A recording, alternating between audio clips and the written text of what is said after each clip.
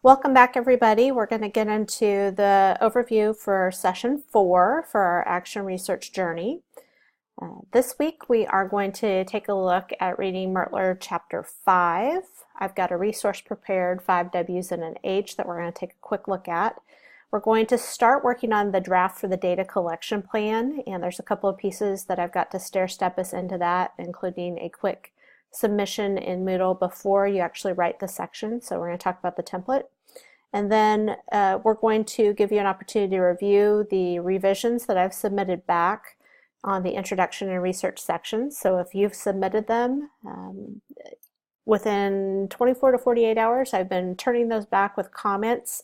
I've been typing comments back in the submission for the assignment, but I'm also uploading a document for you that has revisions, including edits and comments using Microsoft Word editing features. So please make sure that you are getting back into the assignment area and actually clicking and opening the document that I'm sending back to you so that you are seeing the edits. And my expectation is that you'll incorporate those edits, you'll take a look at them, review them, and make those changes in this week's draft as you submit it with the new data collection plan included. If you have questions about any of that, please make sure you're asking me. I've been on email and responding back to text messages, and then I've had a couple of opportunities to do additional Zoom sessions one-on-one. So again, I am available, and just let me know how I can help, and I'm happy to jump on either a video chat with you or respond to an email. So that's the revisions. We're going to look specifically in this screencast more towards the focus on the draft data collection section that we're going to start this week and what that should look like. I gave you some precursor information to kind of warm up last week in the screencast, so we'll just do some quick touch points on that information and look at what we need to do for this week. So our research objective is really to be focused in on individual project research methodologies in your data collection plan this week, thinking about now that you've hopefully formulated what you want to focus on, what your problem statement is, and what your research question will be, and that should be identified in the draft you just submitted. This week we are focused on how you're going to know whether the change that you implement is making a difference through the collection of data. So with that said, let's dig in. A couple of things that I want to point out in Mertler chapter 5, just as you're reading so you know what to be looking for. Chapter 5 will be a nice complement to, again, some of the information that I primed for you last week in the screencast on some of the ways to collect data. So Mertler goes into a little more detail. He talks about some of the examples I've given you with so it's another modality to receive that information. So ways to collect data. He talks about journals. He talks about existing records and kind of thinking about what you already have access to, artifacts of maybe student work. Just it'll give you another opportunity to think about ways of knowing whether or not you're making an impact through your research and through the change that you want to implement. So that's the key focus of chapter 5. He also gets into some good information that will help you after we collect data when we start writing the data analysis, so be thinking ahead. And what's often kind of a tough concept for people to grasp is the relationship of validity and reliability.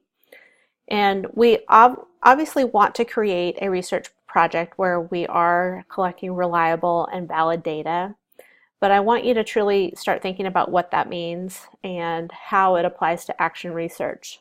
So it's nice that in chapter 5, when we're starting to think about collecting data, that Mertler presents the opportunity starting on page 140 to really get in and look at what that means. And some key pieces that I like is he talks about validity of research data, and a key term that he uses that I think is really good, and I don't hear it in other places, but he talks about trustworthiness.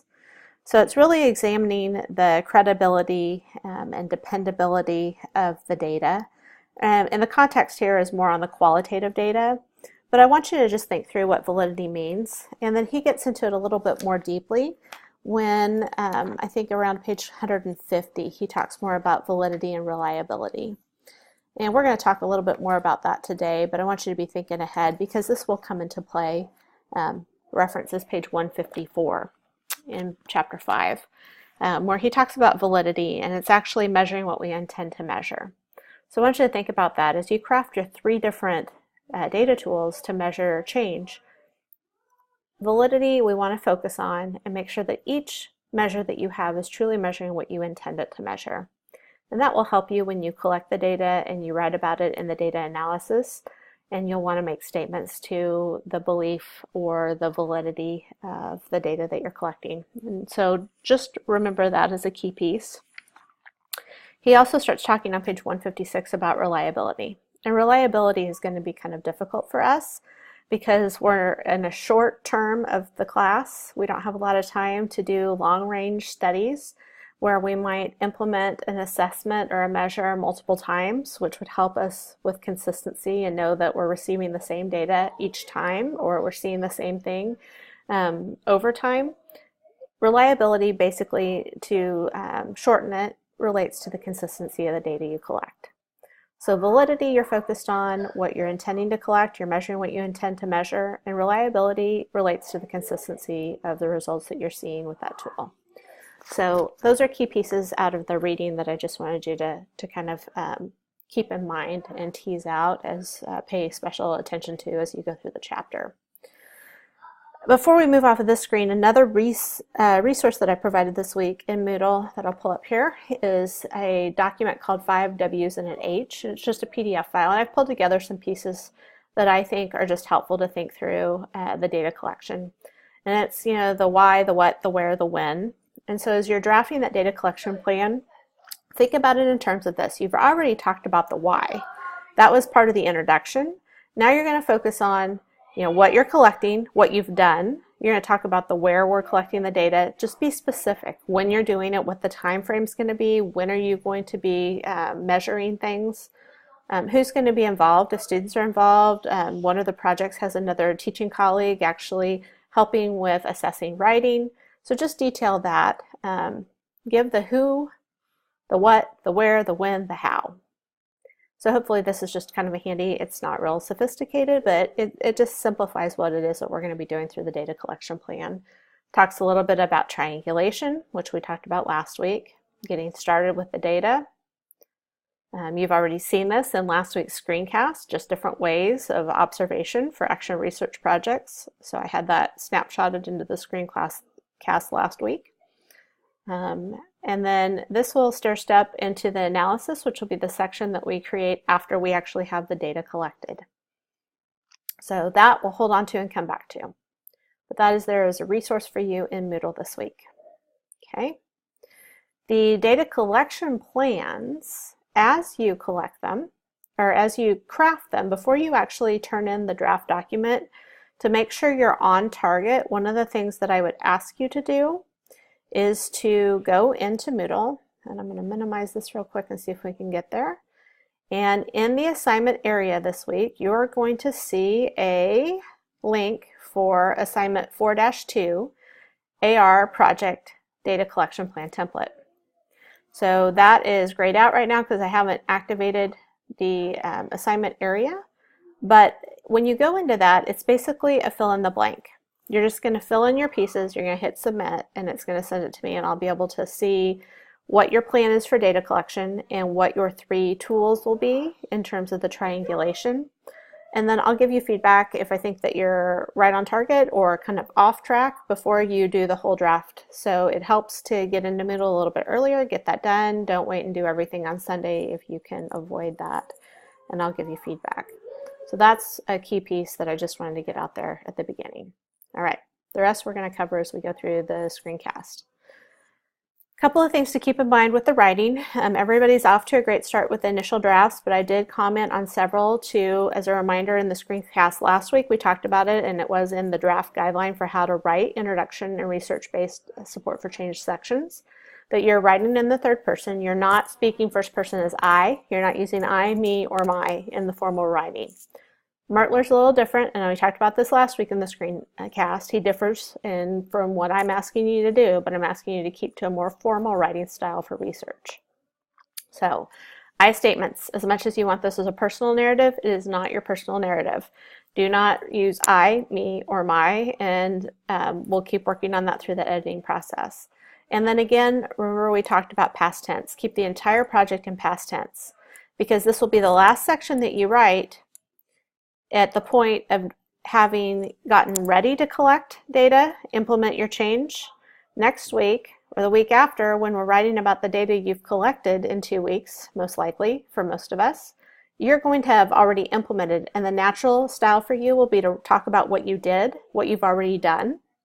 So I'm trying to tee you up so that you don't have this project that's half in present tense or future tense and talking about what you want to do and then transitions in the middle to what you did and what you've done. So keep it in past tense throughout. I promise it will make sense in the end as you start doing the next few weeks of work. So I'm trying to keep you from having to do rewrites later for consistency throughout your document. And that's a big writing mechanics issue. So I'm trying to be strategic with you. All right, data collection, display, and reporting. So as you're thinking about what you're going to do for data collection, I want you to think about ultimately how we display and report it. So a couple of things. Sager says data should help win over skeptics. The purpose of collecting valid data measures what we intend it to measure is to try and put concerns to rest. So we talked a little bit about the data sources last week. So I just want you to, again, as you're writing your data collection plan and identifying your measurement tools, think about what existing sources of data you can already take advantage of. Several of you are doing focuses on math and improving math achievement or math fact fluency. So you already have existing data in most cases through either beginning of the year or middle of the year assessing, or maybe progress monitoring, or maybe fact fluency drills or assessments, or even online tools that are monitoring student performance. Those are existing sources of data that are great to tap into. Some of the others I've listed, I won't read them to you. You've got other tools for capturing everyday life. So you've got diaries, you've got logs, journals, you've got all different types of evidence, photographs, videos. You've got observation checklists and rating scales, and some that I've shared with you. You've got tools for questioning. You can use interviews, surveys, and tests. All right, next let's move in and talk a little bit more about the actual data collection plan. So the components that you're going to start developing this week after you've identified kind of your sources of data, you want to think about have you told the reader exactly what change you want to implement and how you're going to implement it? So talk about the change in instruction so that we're clear as we move into the data collection plan of what you're going to do and how you're going to do it in terms of the actual intervention. Then you're going to move into talking about the 3 measurement tools. You should introduce that and then make sure that you've got a clearly identified paragraph for each one of the tools. That'll kind of help you structure this section. So give some detail about each one of those tools, about how they're going to be utilized. Now I talked a little bit 2 screens ago about the display. If you're using any tools that you can readily share in the section, so like a survey, if you're referencing a survey you're going to give, make sure that you've got either a snapshot of the actual survey or list the questions or do some bulleting there so that it's laid out and it's clear, because everything that you do here needs to be so detailed and specific that the reader could take it and replicate it. Think about the research that you just reviewed in the last section. And some of you emailed and said, hey, if I find a measurement or a survey or something that was done, can I replicate it? Can I use it, or do I have to create my own? You absolutely can replicate what other people have done. That, if you think about it, helps you establish reliability, because if there's an existing measure that's already had a reliability assessment done to it, or it has the ability for you to utilize it, and if it is reliable, then you should be able to replicate that in your own study, and that helps you develop some further reliability in your own work. So keep that in mind, but just be specific. So if you've got surveys that you can include, if you've got assessments that you're going to use that you can include them there. Now if they're lengthy, you're going to want to reference them. And there's a link that I'm providing to the Purdue Online Writing Lab, the OWL website, that will allow you to see how to do that. You're basically going to reference and then place that longer piece in the appendices, which will be at the back of the project. It'll be the last section of the project that follows your references. So just keep in mind, be specific. And if you don't have it in there, I'll comment. I'll give you some coaching on that when I see the draft. Be detailed about your participants, even if it feels redundant, because you may have already felt like you described them in the introduction, but you'll want to talk about the who's involved in this study. So talk about the participants and any materials that you're utilizing, like I said, the survey or the procedures. Describe what was done, how it was done, when it was done. And that's exactly off of the project rubric, which is available to you in Moodle. And that's the standard rubric that is standardized across all of the action research sections that we teach at Baker. So if you have questions about that data collection plan, that's basically, those are your key components. And in Moodle, I've got another draft guide. I do the guide documents that are the just 1 or 2 page PDFs to, again, give you that in a bulleted form if you're more of a visual and not an auditory learner.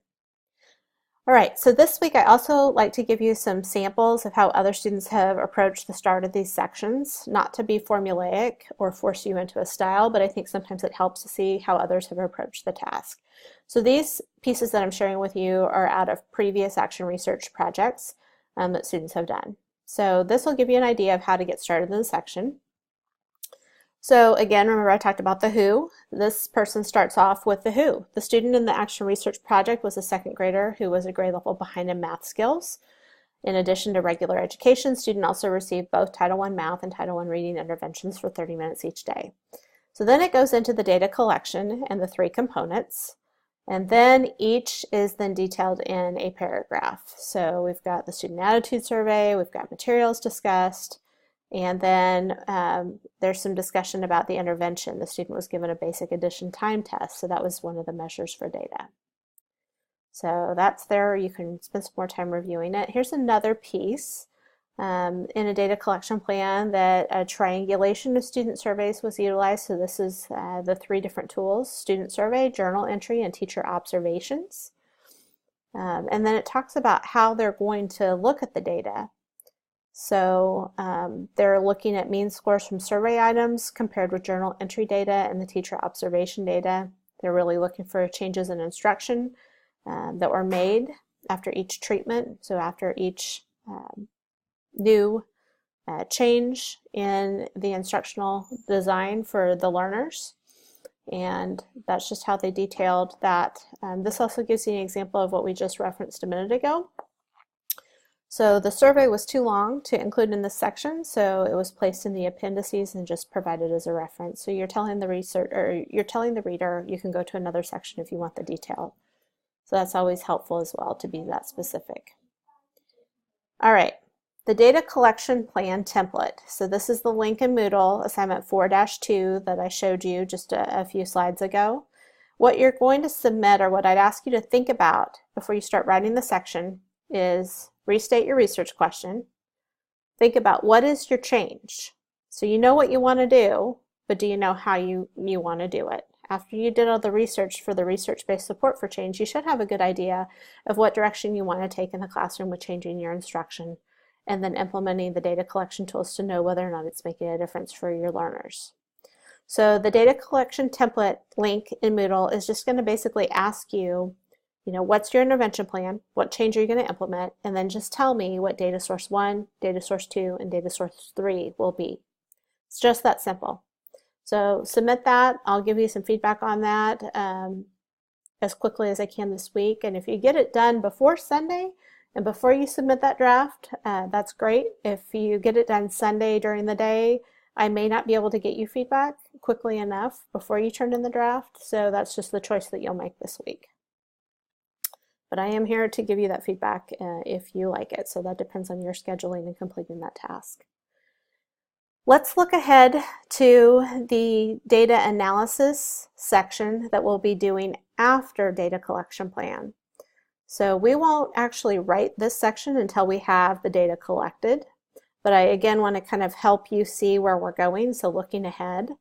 And I actually had a question on this week on one of the projects about student identification, especially if you've got a small group of learners. I don't want you to put any student names anywhere on your project. This project isn't going anywhere, but your portfolio and to what you submit to me, I don't distribute it. Those that I have as exemplar projects, I get individual student permission to use, but I don't want to risk any violation of confidentiality for learners ever. So make sure student information is completely blanked out. You can black it out. Don't use student names. You can deal with this in terms of, you can do an alias for students, especially if you're using 1 or 2 students for your study, or 5. Or you can refer to M1, M2, M3 for male 1, 2, 3, F1, F2, F3, and so forth. When you look at data, you may see an N. I want you to identify your sample size, and N is just a nomenclature for identifying sample size, so that's the number of participants in the study. But no personally identifying information. So where we're going to do the data collection plan. You're going to be collecting data in weeks 5 and 6, so you should be on target to start collecting data after this week. I know several of you have asked if you can get started now. Absolutely, as long as you have run your research plan, your data collection plan through me, and I've said, yep, you're on the right track. After we have data, as I said before, we're going to do the analysis of results section. We will write week 6, the analysis section narrative, and I will give you feedback as quickly as I can that week because it'll be a very quick turnaround between week 6 and week 7 when we're turning in the final project draft. We will also be writing our dissemination of results and future directions and completing the project in week 7. So that's what we've got in the weeks coming up ahead. I have week 5 on the dissemination of results and future directions. That's actually one of the last sections, but you can be thinking ahead to how are you going to share this information out with others. And on the project rubric for the final of the class, you will be needing to have 2 different ways of disseminating your data. That could be through a PLC in your school, it could be with a grade level team, it could be through a staff meeting. I've had students that have shared in regional and state conferences. And then you're also disseminating because you'll give a final presentation to this class and share your results. So be thinking ahead of how you'll share this, because remember we read about action research is a collaborative process. It's not meant to be in isolation, and what good is it if you find great results and you don't share that so other students in other classrooms and other schools can benefit. Data analysis methods, and I will give you some additional feedback on this as we get closer, but as we collect the data and we start writing about the data that we've received back, I want you to think about the data analysis section, and that's where you're going to describe the facts only. That's not where you give any interpretation. You interpret when you get into the discussion of the results. So the data analysis section, when we create that in week 6, is just where you're going to give the factual data that you collected. You're going to talk about reliability, which I'm giving you some resources this week in Mertler. You're going to talk about validity. You're going to use any relevant statistics. Typically that's average or a mean mode.